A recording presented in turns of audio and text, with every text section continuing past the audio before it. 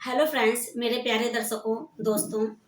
आज मैं वीडियो में जो आप लोगों को कथा सुनाने जा रही हूँ, उसमें आप लोग सुनिएगा कि गौ माता ने स्वयं मतलब ये कहानी भगवान शिव जी से सुनी है और बताया है कि जो है मनुष्य अपने किन पापों के कारण गरीब रहता है और अनेक कष्टों को भोगता है। तो यह कथा स्वयं शिव जी ने गौ माता को सुनाई हुई है। तो आप लोग इस कहानी को पूरा सुनिएगा। एक समय की बात थी। शिव जी और पार्वती माता दिव्य शांत के वातावरण में कैलाश पर्वत पर विराजमान थे और नीचे पृथ्वी की सौंदर्यता को निहार रहे थे। तभी पार्वती माता ने शिव जी से कहा कि प्रभु, काफी समय हो गया है, पृथ्वी लोक का भ्रमण नहीं किए हैं, क्यों ना आज पृथ्वी लोक का भ्रमण किया जाए। शिव जी मुस्कुराए और बोले, अवश्य देवी, अगर आपकी इच्छा है तो आज हम पृथ्वी लोक का भ्रमण जरूर करेंगे। अब दोनों लोग पृथ्वी का भ्रमण करने के लिए कैलाश पर्वत से नीचे आ जाते हैं और भ्रमण करते करते जब उनको थकान महसूस होती है तो एक विशाल वृक्ष दिखा और उस वृक्ष की छाया के नीचे रूप बदलकर प्रभु जी और माता जी दोनों जी लोग मतलब बैठ गए विश्राम अवस्था में। तभी वहां पे कुछ गाय थी जो चर रही थी। उसमें से एक गाय ने दोनों के अलौकिक रूप को पहचान लिया था और गौ माता जा करके उनके पास बैठ जाती है। भोलेनाथ मुस्कुराएंगे, देखेंगे और वह पूछेगी कि हे प्रभु, आज आप मुझे मेरे कुछ प्रश्नों का उत्तर दें। मैं यह जानने के लिए बेचैन हूँ कि आखिर मनुष्य अपने किन पापों के कारण गरीब रहता है। आखिर इसका राज क्या है, रहस्य क्या है। शिव जी मुस्कुराए और बोले, तुम्हारा यह प्रश्न बहुत ही महत्वपूर्ण है और मानव के कल्याण हेतु है। तुम्हें मैं एक बात बताऊंगा, अगर तुम उसको ध्यान से सुन लोगी तो तुम्हारे इस प्रश्न का उत्तर अवश्य तुम्हें मिल जाएगा। तो गौ माता को तो बहुत ही मतलब उत्सुकता थी यह जानने के लिए कि आखिर मनुष्य किन कारणों से गरीब रहता है और उसे बेचारे को बहुत सारे दुख हो सामना करना पड़ता है। तो वह सुनने के लिए तो पहले से इच्छुक थी। उसने कहा कि जैसा आप प्रभु कहेंगे। तो मेरे प्यारे दर्शकों, आप लोग भी इस कहानी को पूरा सुनिएगा कि आखिर मनुष्य के क्या पाप होते हैं और किन कारणों से वह गरीब होता है। शिव जी ने गौ माता को बताते हुए आगे का क्या कहा। उन्होंने एक अवंतीपुर गांव का व्यापारी था, उसके बारे में बताया कि वह व्यापारी बहुत बड़ा व्यापारी था।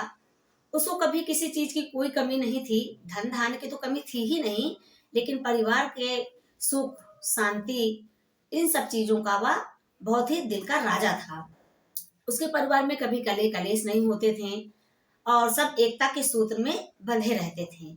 बहुत अच्छा सब चल रहा था उस व्यापारी के घर में।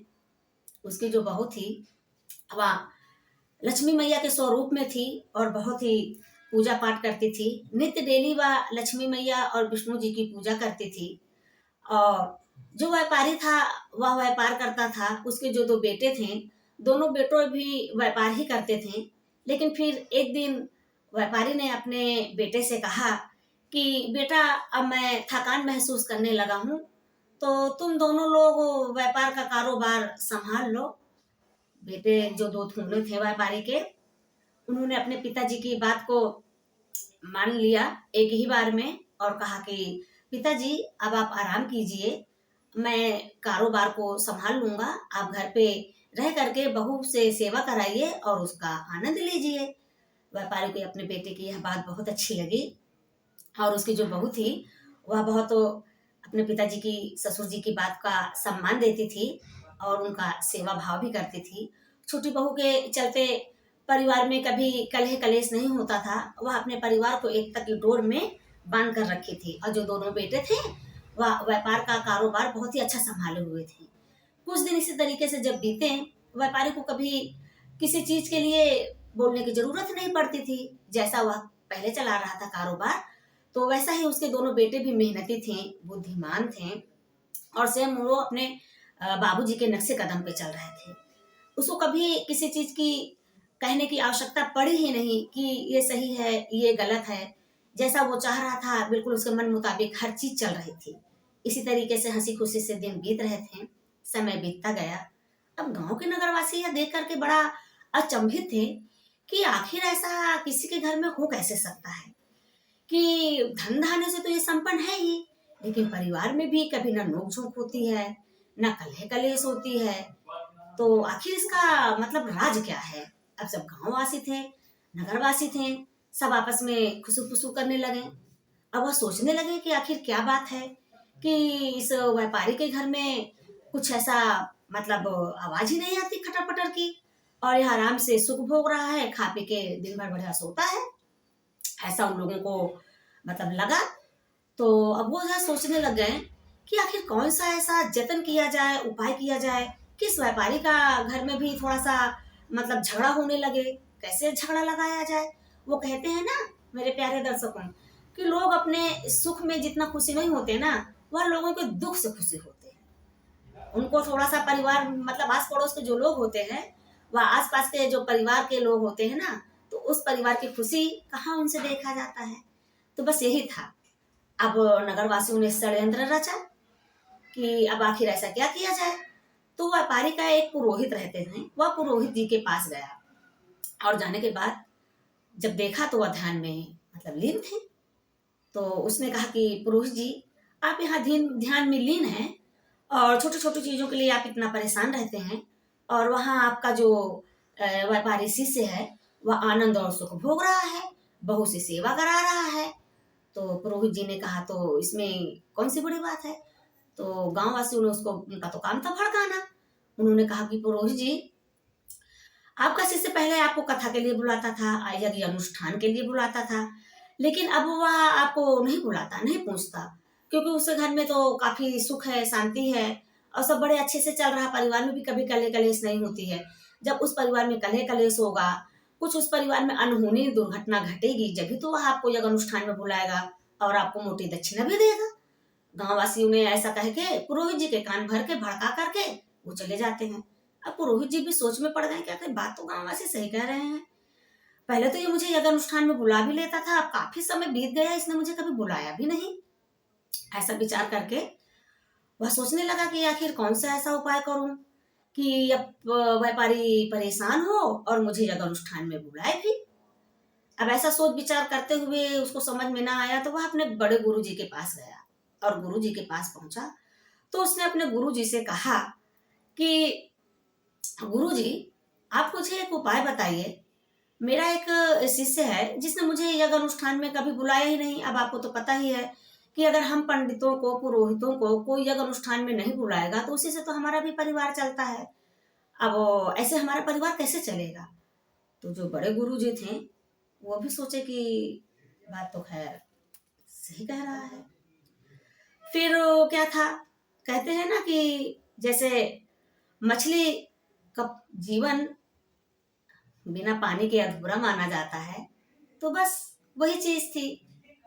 अब नगरवासी ने पुरोहित को भड़का दिया, और पुरोहित भी सोच में पड़ गए कि भाई अब ऐसा क्या किया जाए कि जिससे मुझे मोटी दक्षिणा व्यापारी से मिल सके। तो जो उसके बड़े गुरु जी थे उन्होंने एक उपाय बताया। उन्होंने अपनी आंखें बंद की और ध्यान में जब उन्होंने लीन होकर के एकाग्रता से देखा तो उन्होंने कहा कि ठीक है, तुम व्यापारी के घर जाओ और वहां जाके उससे एक पीतल का लोटा मांग लो। तो उसने कहा मैं ऐसा ही करूंगा। अब जो पुरोहित था वो अगली ही सुबह व्यापारी के घर जा पहुंचा, और जाने के बाद में जब व्यापारी ने पुरोहित जी को देखा तो वो बहुत ज्यादा खुश हुआ। बोला, जजमान, ऐसे कैसे आज आप हमारे घर अचानक पधारे? आइए।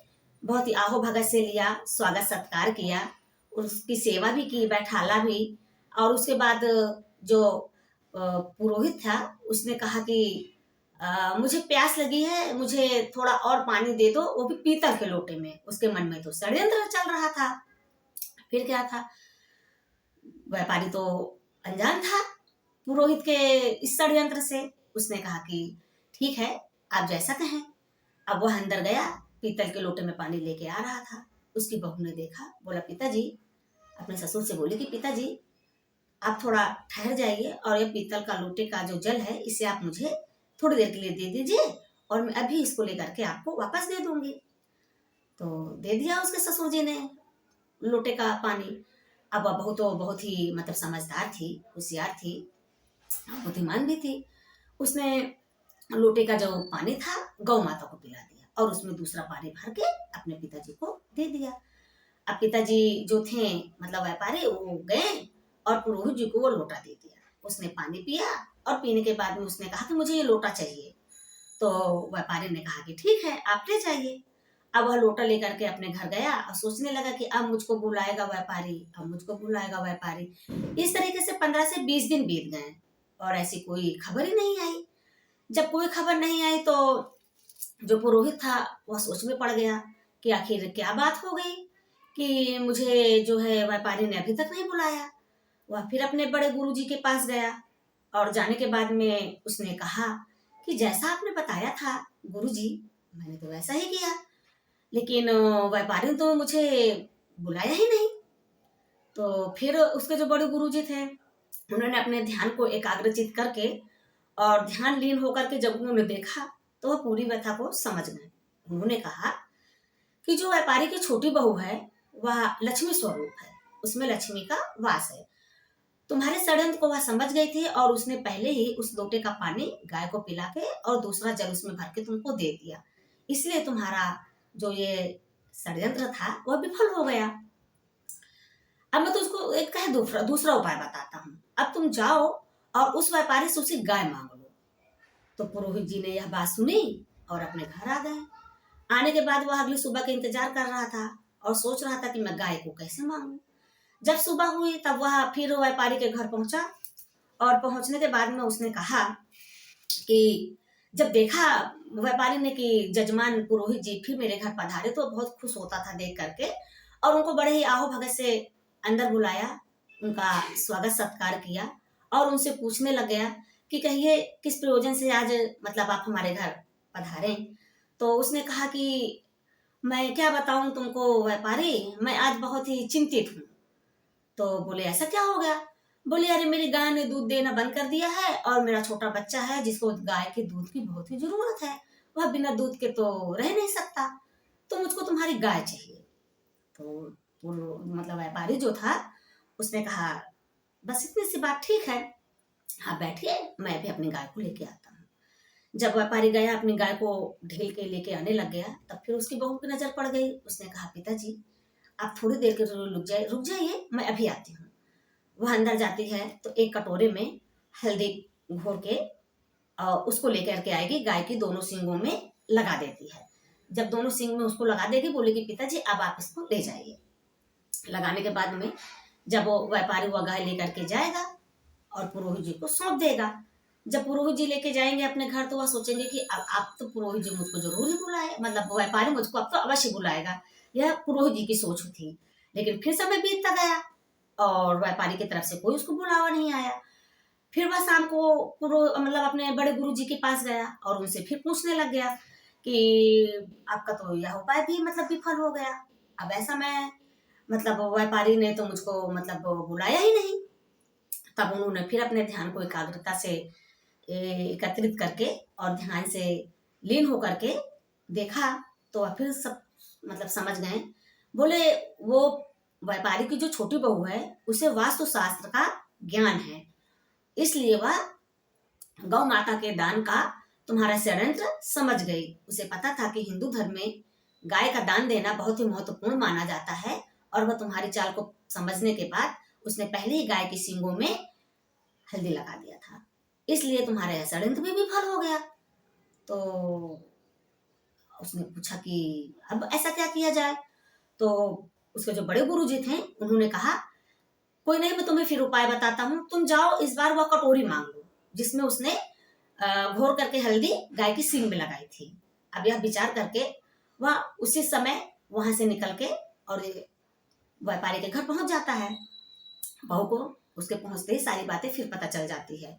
तो उससे पहले उसने वो कटोरी को धुल करके उसमें दूसरी हल्दी घोल के रख दी थी और जब पुरोहित व्यापारी से हल्दी की कटोरी की जब मांग करेगा तो वह उठा के कटोरी उसे दे देगा। और देने के बाद में जब वह पहुंचेगा और पहुंचने के बाद में जब वो फिर सोचेगा कि अब कल सुबह तक तो मुझे व्यापारी बताएगा। फिर 2-4 दिन बीत गया लेकिन वो उसकी तरफ से कोई बुलावा नहीं आता। तो फिर वो अपने गुरु जी के पास जाएगा, पूछेगा कि गुरु जी यह षड्यंत्र भी विफल हो गया, इस बार भी मुझे व्यापारी की तरफ से कोई मतलब बुलावा नहीं आया। तब जब उन्होंने फिर अपनी दिव्य दृष्टि से देखा और ध्यान में एकाग्रता से उन्होंने सारी चीजें को मतलब ध्यान किया, तब उनको लगा कि जो व्यापारी की बहू है उसके रहते हुए तुम उस घर से कुछ नहीं कर पाओगे, क्योंकि वह तुम्हारे जाने से पहले ही जो उसने हल्दी की कटोरी थी उसको धोल करके दूसरी हल्दी घोर के दे दी थी। तो तुम उस घर में तो कलह कलेश और कभी नहीं करा पाओगे जब तक उस घर में उनकी बहू है। जब तुम उस घर से मतलब व्यापारी की बहू को निकलवा दोगे, जब भी उस घर में गरीबी आएगी और आपसे झगड़े भी होने लगेंगे। ऐसा सुन करके अब जो पुरोहित था वह सोच में पड़ गया कि मैं आखिर ऐसा क्या करूं कि व्यापारी मेरी बात माने भी, समझे भी और मतलब इसको स्वीकार भी कर ले। अब वह सोच विचार करता रहा। सोच विचार के बाद जब उसको तरीका मतलब लगा, तब वह फिर जाता है और जाने के बाद में व्यापारी के घर पहुंचा। व्यापारी ने उसको बोला कि क्या बात है, आज आप बहुत परेशान और चिंतित लग रहे हो। तब उसने कहा कि हाँ व्यापारी, आज मैं तुमको एक उपाय बताने आया हूँ, अगर तुम मानो तो मैं बताऊं। तो उसने कहा कि जजमान आप ऐसी कैसे बातें कर रहे हैं, आप तो हमारे बहुत पुराने पुरोहित जजमान जी हैं, आप जैसा कहेंगे वैसा ही होगा। तो उसने कहा कि जो तुम्हारी ये छोटी बहू है यह तुम्हारे घर के लिए अभिशाप है, इसको तुम अपने घर से निकाल दो, नहीं तो तुम्हारा घर बर्बाद हो जाएगा। ऐसा कह के वह पुरोहित व्यापारी के घर से अपने घर को चला आता है। अब वो व्यापारी सोच में पड़ गया कि मेरी बहू तो बहुत अच्छी है, मेरी सेवा भी करती है, किस मुंह से मैं उससे कहूं कि मेरी बहू अपशगुनी है और वह घर छोड़ के चली जाए। मन बड़ा व्याकुल था, बहुत दुखी था, वह बोल नहीं पा रहा था लेकिन पुरोहित की बातों को भुला भी नहीं पा रहा था। ऐसा सोच विचार करके जब वह अपने बहू के पास गया तो उसकी बहू ने कहा क्या बात है पिताजी, आप इतना परेशान क्यों हैं।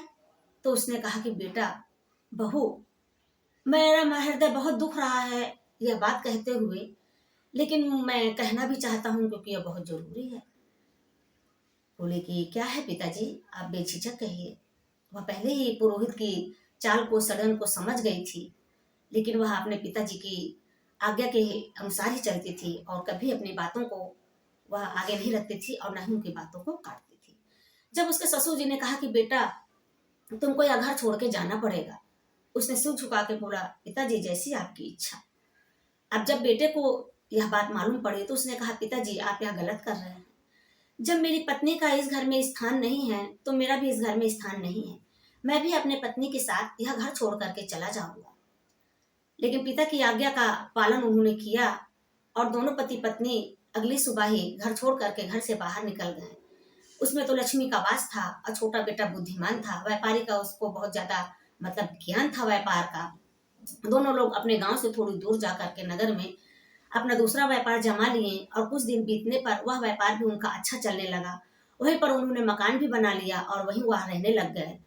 और यहाँ पे धीरे धीरे करके जो बड़ा बेटा था उससे व्यापार चलाना मतलब नहीं आता था, वह नहीं थाम पाया, व्यापार उनका धीरे चलने लग गया। और जो बड़ी बहू थी उससे घर गृहस्थी भी संभाला नहीं हो रहा था, जिसके चलते घर में वह तू मैं करने लग गई और अपने ससुर को भी उल्टा जवाब देने लग गई। जब यह सब कुछ देखने लग गया तो व्यापारी पुरोहित जी को बुलाता रहा, यज्ञ अनुष्ठान कराता रहा और इस बहाने से पुरोहित जी जो थे वह उससे मोटी रकम खींचते रह गए। धीरे धीरे समय बीतता गया और पुरोहित जी की जो मतलब व्यापारी की जो जमा पूंजी थी पुरोहित जी ने इस तरीके से ऐंठ ली यज्ञ और अनुष्ठान के जरिए कि व्यापारी को बिल्कुल भी पता भी नहीं चला।